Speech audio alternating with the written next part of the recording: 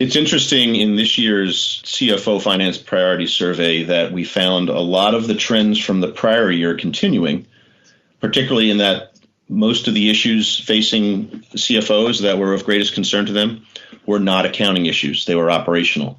They revolved around data. They revolved around their ability to ensure that their organization has what it needs to maintain good cybersecurity. They revolved around getting digital platforms in place.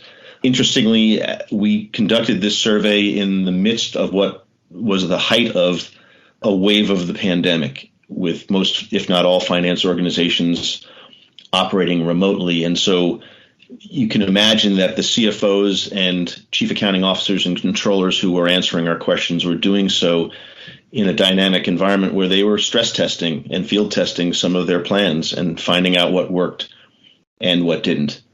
So while the trends were similar, what we did see, which was also interesting, was that the intensity was more emphatic for those who were below the level of CFO, which is consistent with what we've expected to see. CFOs have earned a seat at the table. There are a lot of internal customers. Finance organizations were doing FP&A work much more quickly and with a greater frequency than they had been before, forecasting far more frequently, producing data of a financial and non-financial nature far more regularly than had been their regular cadence. And so with CFOs having a seat at the strategic table, the work appears to have been pushed down below the CFO level to controllers and chief accounting officers and others. And so that's not a surprise.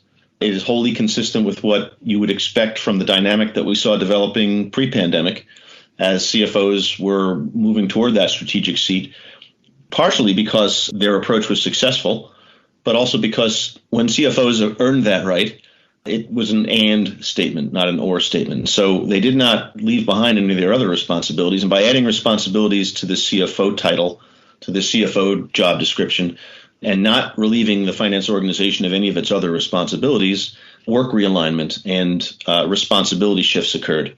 And so we were not surprised to see that the answers from the non-CFOs were a bit more, showed a bit more emphasis on the work they had before them than they had in prior years. Overall, the survey was enlightening. It involved global responses. It involved a lot more responses than in the past.